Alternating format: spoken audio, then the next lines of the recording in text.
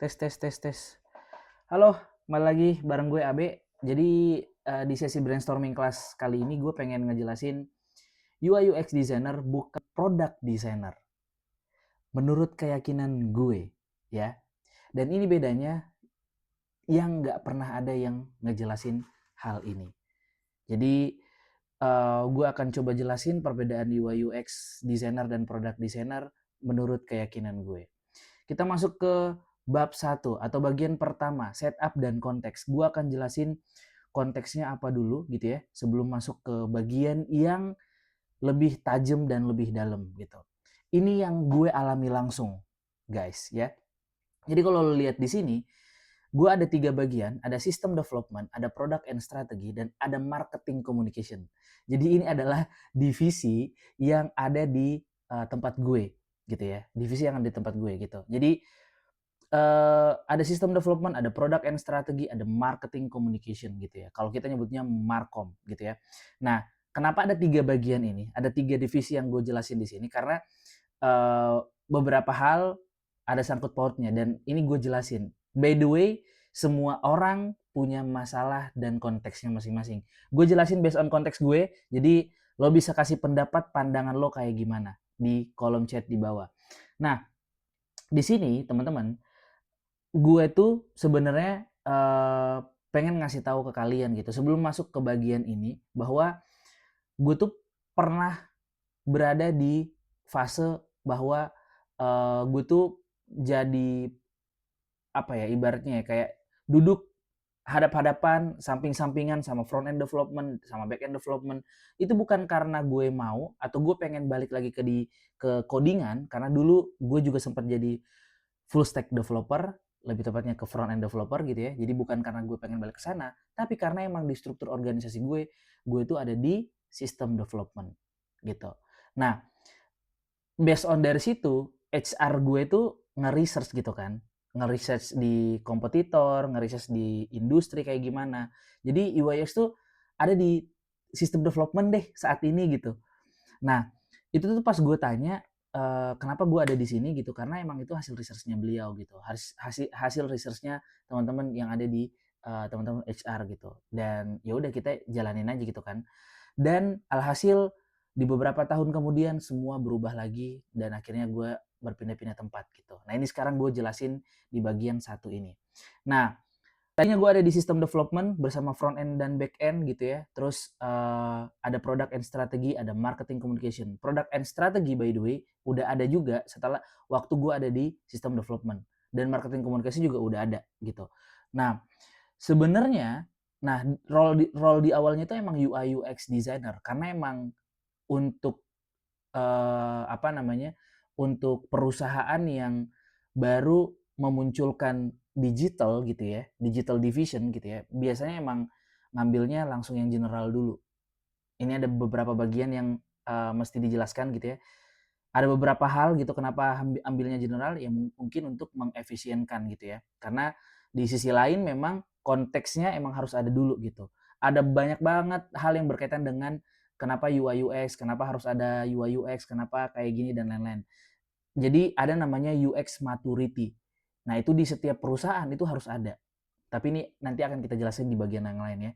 Nah, gue pengen jelasin dulu kenapa gue ada di sistem development dan waktu itu apa hubungannya dengan product and strategy dan marketing communication gitu ya.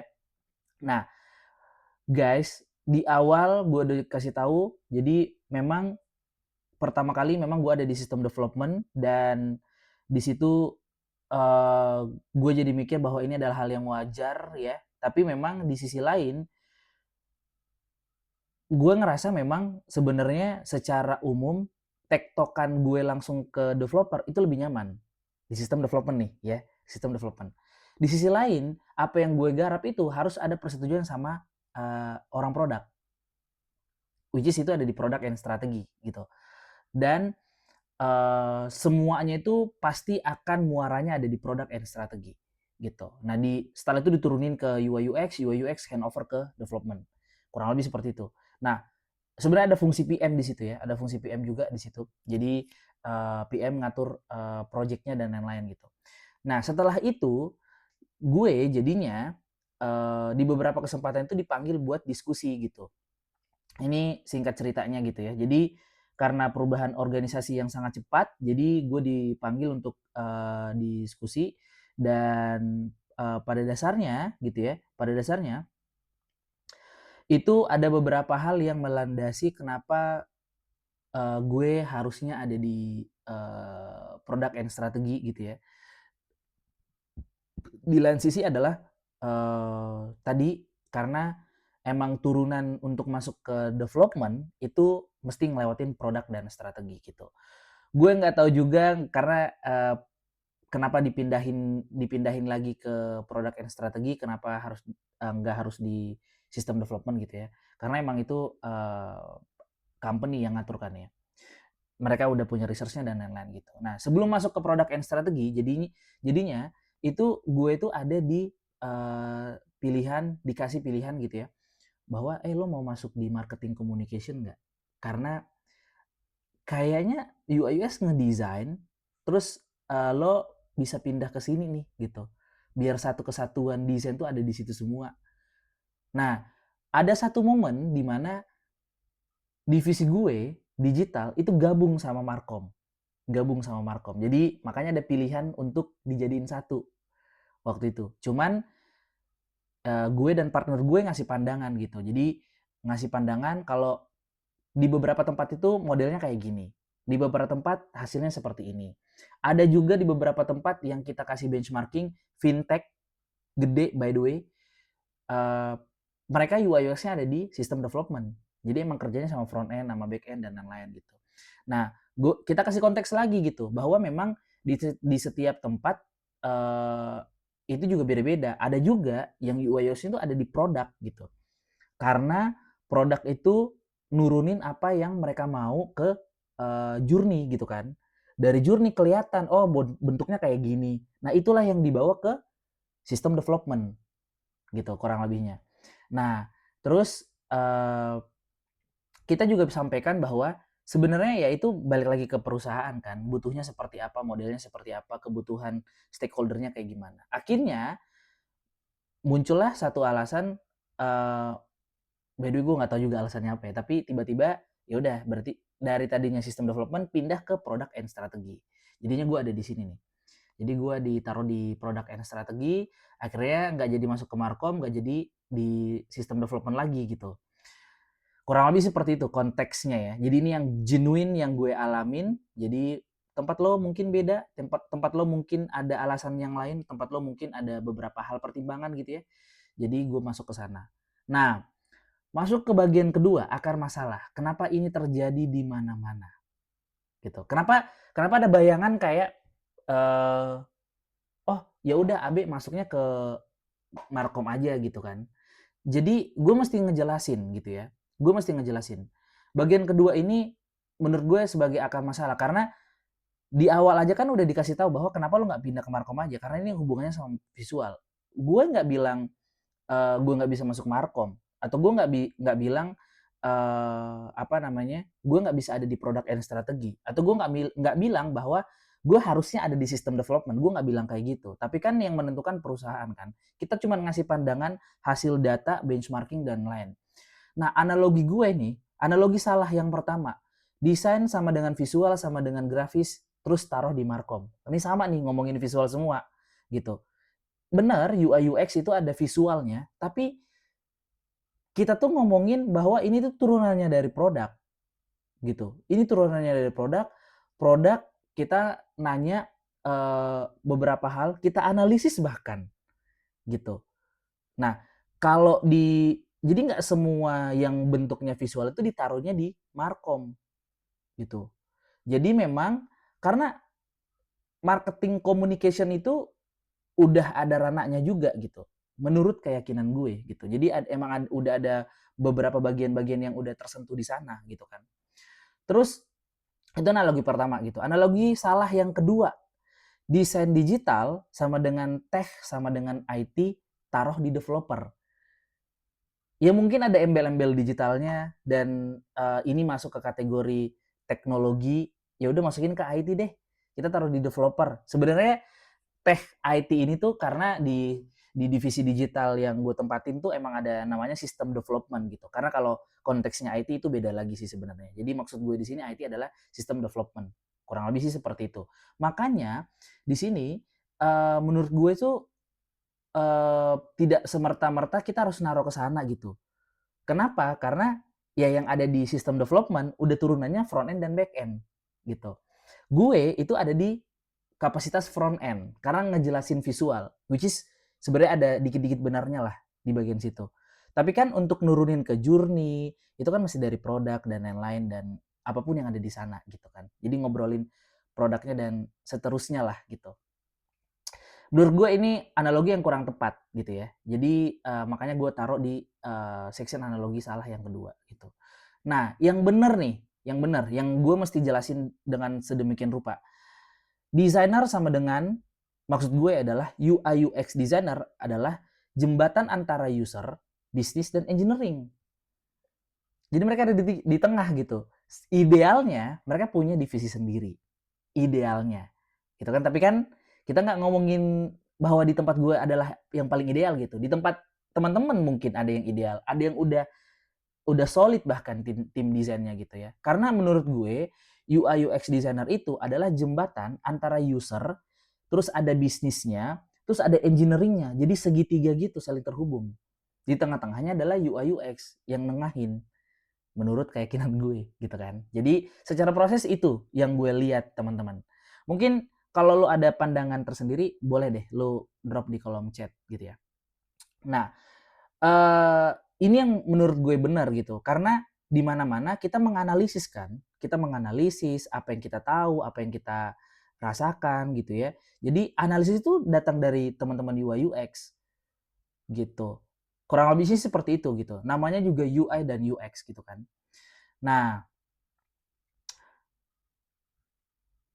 selanjutnya gue mau masuk ke bagian ketiga. Ada peta role yang sebenarnya gitu ya. Jadi apa bedanya UI UX designer, spesialis dan product designer? Menurut keyakinan gue ada 3 hal yang berbeda. Sekarang gue jelasin satu persatu. Level 1 UI UX designer gitu ya. Menurut gue ini adalah yang si paling generalis. Yang paling generalis. Kenapa? Karena UI UX designer itu dia sifatnya generalis. Berarti kan lo mengcover UI design, UX flow, UX writing, and basic research. Iya kan? Ya karena lu generalis di sini. Makanya disebutnya UI UX gitu. Idealnya perusahaan yang baru bangun divisi digital itu lo wajib nih ada UI UX-nya gitu. Karena dia ngerti UI-nya, dia ngerti flow-nya, dia ngerti writing-nya, dia ngerti basic research-nya. Ngerti ya, ngerti. Jadi dia bisa melakukan pendalaman itu semua gitu. Seiring berjalannya waktu. Nah, kenapa harus ada ini? Karena budgeting dan efisiensi. Ya kita tinggal ambil satu role. Dia bisa berapa macam bidang tuh di dalamnya. Karena UI UX itu adalah gabungan dari banyak bidang. Iya, UX research kan ada di situ. UX writing kan ada di situ. UX design kan ada di situ. UI design kan ada di situ. By the way, UX berarti kan user experience, UI berarti user interface. Gitu. Jadi dia bisa menganalisis, bisa menganalogikan dan bisa ngedesain. Gitu maksud gue. Ya. Oke, gue lanjut ke level yang kedua. Ada namanya UI UX spesialis. Sebenarnya ini bisa diturunin ya. Jadi gue ngomonginnya UI UX spesialis. Sudah ada spesialisasi antara lo heavy di UX atau heavy di UI, ya. Lebih dalam di satu area lah. Kalau lo tahu teorinya Google gitu ya, ada T-shape ya. Jadi UI UX fundamental generalisnya tuh lo ada yang di bagian atapnya, atap huruf T. Terus tiang huruf T-nya ke bawah itu adalah spesialis lo gitu. Spesialis lo apa? Lebih ke UX logikanya kah? Strategisnya atau di UI-nya yang mendalami spesifik di desain overall-nya gitu kan. Biasanya 3-5 tahun pengalaman itu udah masuk ke UI UX spesialis gitu. Nah, lo biasanya nurunin, ada yang nyebut dirinya sebagai UI designer, ada yang nyebut sebagai UX designer misalnya. Kurang lebih kayak gitu. Nah, mulai bisa nih ngebaca requirement bisnis, komunikasi sama stakeholder, bahkan bisa pushback kalau perlu. Iya kan? Dia nge-pushback ke product owner, dia nge-pushback ke developer, dia nge-pushback ke stakeholder bahkan gitu kan. Atau kalau misalnya di design team di sebuah company udah mature gitu ya, biasanya dia punya semua role. Ada UX writer, ada UX research, ada UX design, ada UI designer. Bahkan ada yang nambahin, ada UX illustration, UX illustrator gitu. Beda juga gitu. Jadi itu semua hal yang berbeda gitu. Kalau kita ngomongin UX writer pun dengan copywriter juga dua hal yang berbeda. Ya, dua hal yang berbeda. Nanti kita bahas di lain waktu. Nah, ini level 2 yang menurut gue perlu teman-teman pahamin gitu ya. Jadi sebelum karir lo masuk ke UI UX, lo pahamin ini aja dulu. Terus di level 3, gue nyebutnya PD atau product designer gitu. Nah, ini menurut gue yang paling strategis. Kenapa? Karena gini, uh, menurut gue nih ya, menurut gue, karena banyak banget nih startup atau misalnya ada company yang tiba-tiba punya divisi digital, gue pengen product designer gitu. Sedangkan ketika kita ngebaca requirement-nya, 0 sampai 2 tahun pengalaman. Itu menurut gue kayak gimana caranya dia ngerti produknya ya? Bahkan level UI UX-nya aja kan tidak disampaikan dengan baik di situ. Nah, menurut gue nih, menurut keyakinan gue, product design itu masuk dari problem definition, bukan cuman mainin wireframe doang, bukan cuman mainin kayak oke, gue pakai design thinking ya gitu. Tapi dia berbicara dalam bahasa bisnis, bahasa engineering bisa, mau waterfall, mau agile juga bisa. Yang paling spesifik yang menurut gue harus ada di product designer adalah dia ngerti strateginya, dia ngerti roadmap produknya, dia ngerti user research-nya, dia ngerti visibility-nya kayak gimana. Dan produk ini bisa affordable tuh dia ngerti gitu. Nah, ini gue cerita pengalaman ya. Di beberapa tempat yang gue temuin gitu ya, bahwa jadi product designer itu dia udah pasti bisa nge-manage, udah pasti dia bisa mentoring desainer junior. Kenapa? Karena kalau lo punya desain tim yang udah gede gitu ya, yang megang para UI UX designer, role-nya UI UX itu adalah product designer. Product designer gitu. Karena yang tadi gue bilang, menurut keyakinan gue gitu. Jadi kalau lo ada pandangan yang lain boleh dong biar kita sama-sama berbagi gitu kan. Jadi ini yang gue lihat gitu ya. Ini yang gue dapetin di lapangan dan ini based on experience ngebaca sana sini. Jadi ini juga gue ngikutin dari salah satu perusahaan gede gitu ya. Yang ada di Indonesia masih holdingnya cukup gede. Dia nyebut ada embel-embel internasionalnya di belakang gitu ya. Dan di beberapa anak perusahaannya itu ada yang udah mature juga secara division designer group gitu ya. Di dalamnya ya product designer tuh nge-handle UI UX junior gitu. Bahkan yang udah gede juga sekalipun nge-handle beberapa hal. Nah, di lain tempat di startup yang udah gede apa segala macem, ada yang menyebut diri mereka adalah product design karena mereka cuma megang satu role produk aja. Let's say misalnya lo megang mobile banking gitu kan. Di mobile banking ada fitur transfer. Nah, mereka nyebutnya itu adalah product transfer. Product transfer itu dipegang sama satu desainer. Ngertiin produk itu. Nah, ini gue ada case gitu ya. Gue ada case, gue nggak mau nyebut dari bank apa, tapi ada satu senior designer. Gue nggak ngerti dia ini levelnya udah senior apa gimana gitu ya. Jadi dia berpindah dari startup gede masuk ke banking. Di startup gede itu dia megang satu fitur yang dia pegang terus nih selama bertahun-tahun sampai levelnya udah senior. Pindah megang satu mobile banking, satu mobile banking. Jadi tadinya megang satu fitur, ini megang satu mobile banking. Keteteran. Jadi dia handover ke developer itu pakai image yang ditempel-tempel. Jadi ada image existing mobile apps-nya, habis itu ada updatean fitur naik gitu ya, terus ditempelin pakai gambar, set set set set. Ya kenapa gue tahu?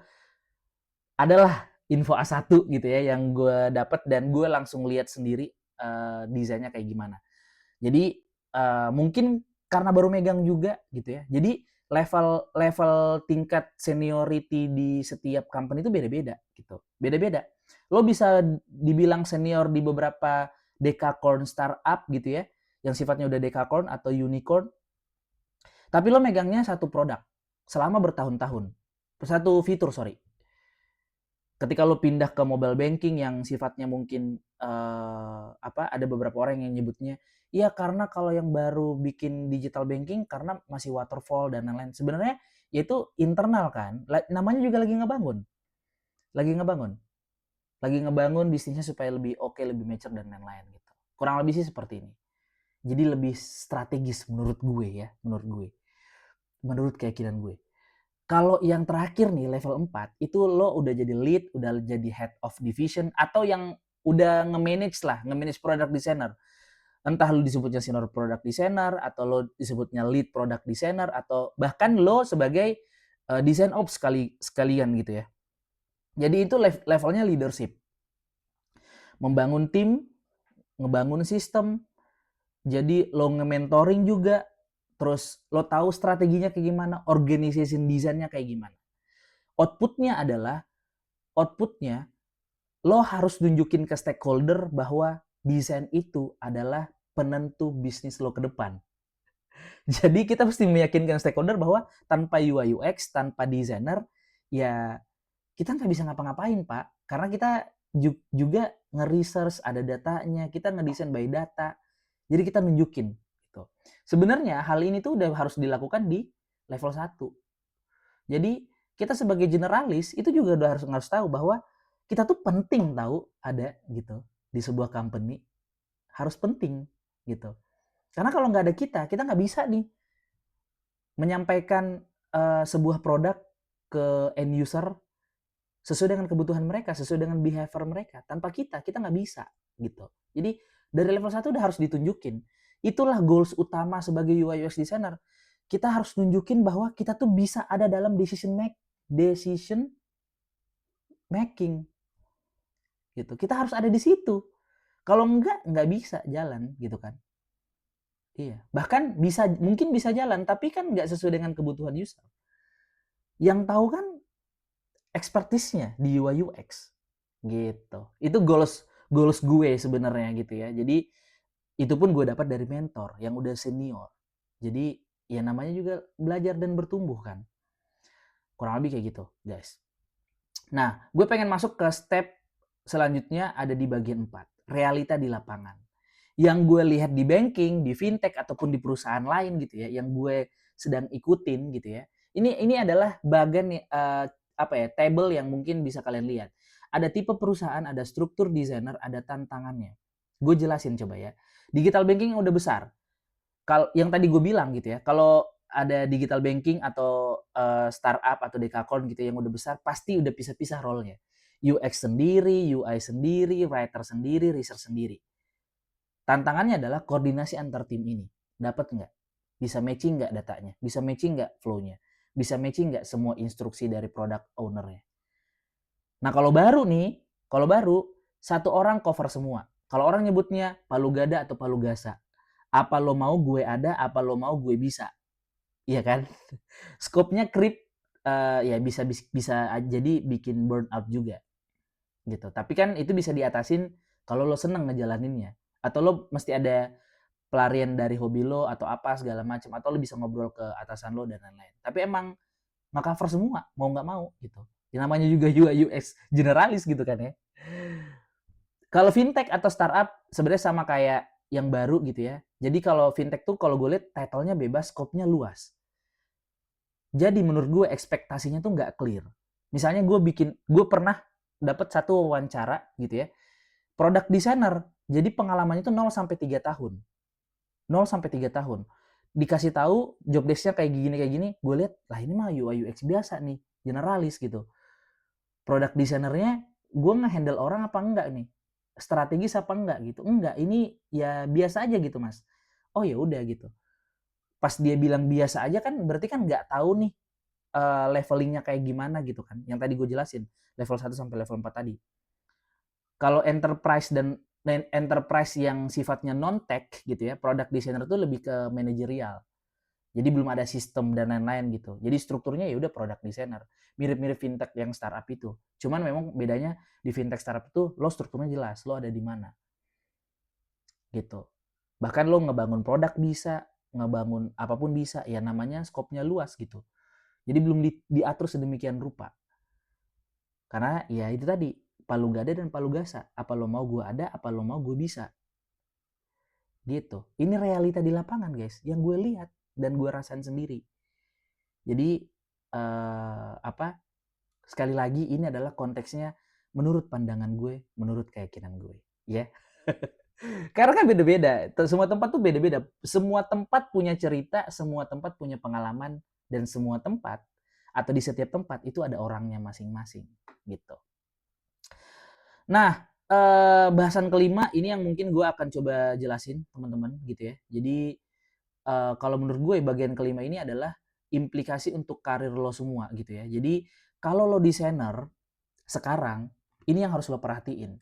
Jadi ada kalau lo ada di level UI UX spesialis atau levelnya UI UX designer gitu ya, lo mesti perhatiin baik-baik gitu ya. Bahwa di fase ini kalau lo levelnya di UI UX designer gitu ya. Kalau lo levelnya di UI UX designer, pertama jangan malu dengan posisi ini. Kenapa? Karena ini tuh fondasi, men. Gila, ini fondasi betul gitu. Jadi tanpa ini lo nggak bisa naik dengan stabil. Kalau lo datang dari, jadi gini, kalau ada pertanyaan, bang, gue datang dari agensi, di agensi gue udah ditaruh nih di UI designer, padahal gue belum punya pengalaman sebelumnya jadi UI UX, tapi langsung UI designer, ya udah nggak apa-apa. Tapi ketika lo berpindah area company, tadinya agensi, terus pindah ke fintech atau ke banking gitu ya, lo harus mulai dari awal lagi. Misalnya lu keterima di UI UX designer, ya lu kerjanya UI UX designer, bukan UI designer. Tapi di dalamnya ada UI designer. Nah, lo nanti bisa bertahap naik menjadi UI UX spesialis. Tapi kan ini balik lagi nih, setiap company punya aturannya masing-masing gitu ya. Nah, kalau lo udah punya spesialis yang tadi lo bilang gitu ya, lo tinggal lanjutin aja. Yang setidaknya lo ngerti cara nge-research kayak gimana, basic flow kayak gimana, basic integrasi kayak gimana, basic ngebaca requirement produk tuh kayak gimana, lo ngerti di situ. Makanya sebenarnya ya namanya juga spesialis kan. Kalau lo lihat dokter umum dan dokter spesialis kan dua hal yang sebenarnya mirip-mirip, basicnya dokter. Yang satunya mungkin udah lebih menekankan ke spesialis. Let's say contohnya anak gitu, jadi dokter spesialis anak. Yang satu dokter umum, jadi tahu semuanya. Tapi nggak spesifik spesialis anak ini. Gitu aja. Nah kalau lo masuk menuju ke product designer, ini jauh lebih baik gitu kan. Jadinya lo berarti kan ini lebih ke arah proses lo menuju ke arah product designer. Jangan tunggu wireframe request datang ke meja lo gitu. Tanya dulu apakah lo bisa brainstorming terkait dengan produk discovery-nya. Lo tanyakan apakah ini udah sesuai dengan roadmap yang kita bangun atau emang objek tujuannya seperti apa. Ya lo cari tahu gitu. Produk itu ngomongin apa, fitur itu ngomongin apa. Lo udah masuk ke arah sana, lebih ke arah strategisnya. Gitu. Jadi saran gue ya, gue udah pernah hampir di posisi apapun yang ada di sini yang gue jelasin gitu ya. Dan bahkan kalau gue lihat gitu ya, beberapa hal langsung masuk ke product designer. Gitu. Karena emang langsung ngerti produknya, paham produknya, bahas produknya gitu. Dan itu emang nggak segampang yang kita pikir dan nggak segampang yang kita bayangin. Dan bisa aja apa yang gue sampaikan ini itu ada banyak hal orang yang mungkin tidak setuju atau mungkin mereka punya pandangan masing-masing. It's okay. Ini gue ngejelasin pengalaman gue aja. Mungkin ada yang relate atau ada yang kebantu dengan hal ini. Jadi lo tentuin aja dari sekarang lo mau kayak gimana implikasi karirnya. Karena buat gue gitu ya, menentukan karir terkait dengan UI UX designer itu sangat penting buat lo tahu di depan ini. Perjalanan itu nggak singkat, tapi itu yang bikin gue ngerti satu hal. Karena apa? Karena role designer itu bukan soal title, tapi soal perspektif ya. Jadi soal perspektif nih guys. Jadi emang ada banyak banget bahasan yang lo harus petakan gitu. Lo harus petakan. Kenapa? Karena ya ini, gue harus disclaimer bahwa title itu tidak sama dengan level. Title-nya product designer bukan jaminan cara berpikirnya product designer. Title-nya UI UX designer bukan berarti cara berpikirnya masih entry level. Yang menentukan itu adalah levelnya, cara lo berpikir, bukan kartu yang ada di, bukan kartu nama lo gitu, yang ada di dada lo atau yang ada di lo kalungin di dada, bukan itu yang menentukan level lo. Tapi gimana cara lo berpikir? Lo jadi product designer, lo berarti mikirnya strategis dong. Kalau UI UX designer, lo berarti mikirnya generalis. Semuanya lo harus bisa gitu. Iya, palu gada dan palu gasa kan. Apa lo mau gue ada, apa lo mau gue bisa.